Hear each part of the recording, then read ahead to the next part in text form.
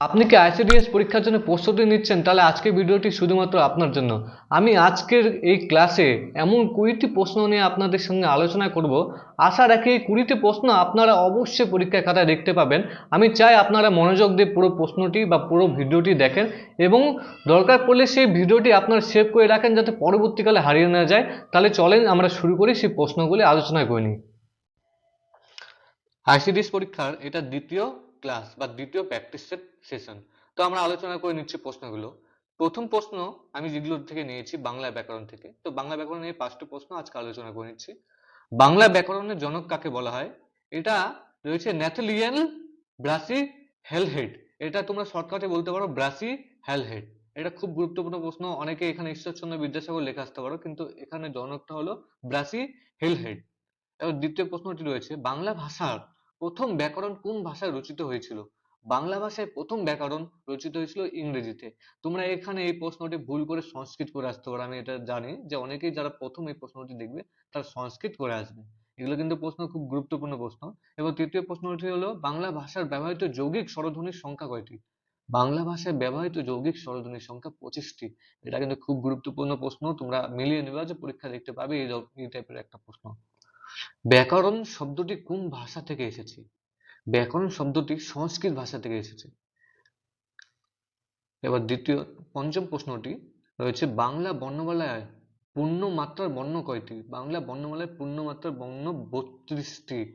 এই 5টি প্রশ্ন যে আলোচনা করলাম, এই 5টি প্রশ্ন তোমরাও নিশ্চয়ই দেখে বুঝতে পারছো যে এই 5টি প্রশ্ন সহজ মনে হলে উত্তরটা কিন্তু সহজ না।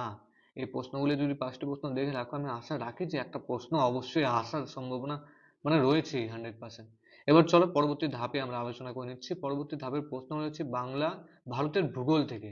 ভারতের ভূগোল থেকে আমি 5টি প্রশ্ন নিয়েছি। 5টি প্রশ্ন তোমাদের সাথে আলোচনা করছি। 1 নম্বর প্রশ্নটি রয়েছে ভারতের কোন রাজ্যের সঙ্গে সর্বাধিক জনসংখ্যক রাজ্যের সীমানা যুক্ত রয়েছে?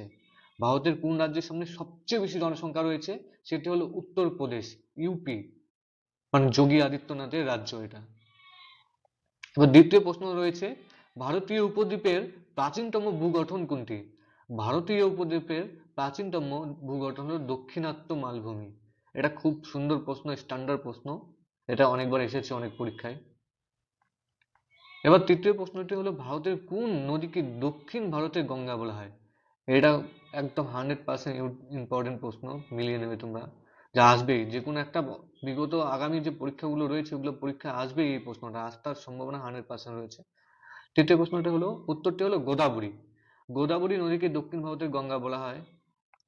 এবার চতুর্থ প্রশ্ন ভারতের কোন গিরিপথটি জম্মু ও কাশ্মীরকে লাদাখের সঙ্গে যুক্ত করেছে? মানে ভারতের কোন গিরিপথ জম্মু ও কাশ্মীরকে লাদাখের সঙ্গে যুক্ত করেছে? লাদাখ হলো অন্য একটা রাজ্য, বা লাদাখের সঙ্গে যুক্ত করেছে কাকে? ওটা হলো জজিলা গিরিপথ। এটা একটা ইম্পর্টেন্ট প্রশ্ন। তোমরা নিশ্চয়ই প্রশ্নগুলি দেখে বুঝতে পারছো ইম্পর্টেন্ট কিনা। ভারতের একমাত্র সক্রিয় আগ্নেয়গিরি কোথায় অবস্থিত? ভারতের একমাত্র সক্রিয় আগ্নেয়গিরি ব্যারেন দ্বীপ, আন্দামান নিকোবর দ্বীপপুঞ্জে অবস্থিত। এই ভূগোলের প্রশ্নগুলো খুব একটা সহজ না, খুব একটা কঠিন না, এগুলো স্ট্যান্ডার্ড কোশ্চেন। আমি জানি তোমাদের ভালো লাগবে এই প্রশ্নগুলো। এবার ইতিহাসের 5টি প্রশ্ন নিয়ে তোমাদের সাথে আলোচনা করে নিচ্ছি আমি। ইতিহাসের 5টি প্রশ্নের প্রথমটি হলো ভারতের স্বাধীনতা সংগ্রামের প্রথম সশস্ত্র বিপ্লব কাকে বলা হয়? ভারতের স্বাধীনতা সংগ্রামের প্রথম সশস্ত্র বিপ্লব হলো সিপাহী বিদ্রোহ। মানে ভারতীয় স্বাধীনতা সংগ্রামের প্রথম অস্ত্র হাতে নিয়ে কোন বিদ্রোহটি করা হয়েছিল? সেটা হলো সিপাহী বিদ্রোহ। এবার দ্বিতীয় প্রশ্নটি হলো মৌর্য সাম্রাজ্যের শেষ শাসক কে ছিলেন? মৌর্য সাম্রাজ্যের শেষ শাসক ছিলেন বৃহদ্রথ। বৃহদ্রথ,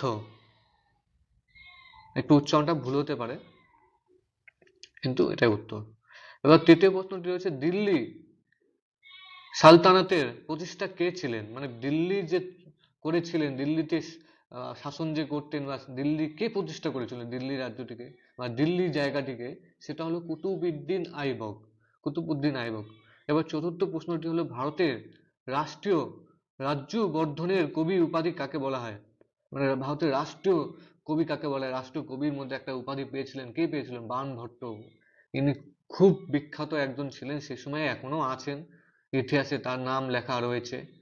এবং পঞ্চম প্রশ্নটি হলো বঙ্গভঙ্গের প্রতিবাদে স্বদেশী আন্দোলন মানে কত সালে শুরু হয়েছিল বা কোন সালে শুরু হয়েছিল, সেটা হলো 1905 সালে। এটা খুব গুরুত্বপূর্ণ প্রশ্ন, বঙ্গভঙ্গ আন্দোলন কত সালে শুরু হয়েছিল বা কোন সালে শুরু হয়েছিল, 1905 সালে। এই ইতিহাসের 5টা প্রশ্ন কিন্তু খুব ইম্পর্টেন্ট প্রশ্ন, তোমরা বুঝতে পারছো এটা খুব ইম্পর্টেন্ট প্রশ্ন। এবার লাস্ট পার্টে আমরা চলে যাচ্ছি, এটা কারেন্ট অ্যাফেয়ার্স থেকে। এগুলো এগুলো কারেন্ট অ্যাফেয়ার্স, তোমরা যে কোনো পরীক্ষা দেখবে 2টা থেকে 3টা আসবেই, আসবে। তো কারেন্ট অ্যাফেয়ার্সের প্রথম প্রশ্ন হচ্ছে সাম্প্রতিক ভারতের প্রধানমন্ত্রী কোন দেশের অংশগ্রহণ করেছিলেন, সেটা হলো অস্ট্রেলিয়ায় গিয়েছিলেন ভারতবর্ষের প্রধানমন্ত্রী।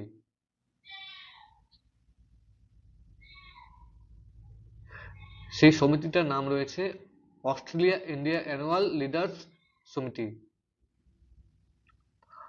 এবার 2 নম্বর প্রশ্নটি, 2036 সালে অলিম্পিক আয়োজনের জন্য কোন দেশ বিড করেছে, মানে অলিম্পিক আয়োজনের জন্য ভারত বিড করেছে, এটা তোমরা গুগলে সার্চ মারে দেখে নিতে পারবে। পুরো প্রশ্ন বা এটার বিষয় প্রত্যেকটি তোমরা ধারণা পেয়ে যাবে এই প্রশ্নটির তরফ থেকে। এটা খুব ইম্পর্টেন্ট প্রশ্ন, আসতেই পারে, বা তোমরা কোনো পরীক্ষার ইন্টারভিউ এটা জিজ্ঞাসা করতে পারে। 2026 সালে চেন্নাইয়ে গ্র্যান্ড মাস্টার কোন খেলার সম্পর্কে, মানে গ্র্যান্ড মাস্টার মাস্টার খেলাটি যখনই উল্লেখ করা থাকবে সেটা তোমরা জানবা যে দাবার সাথে উল্লেখ, মাস্টার যারা দাবা খেলে তাদের মাস্টার বলা হয়, গ্র্যান্ড মাস্টার বলা হয়।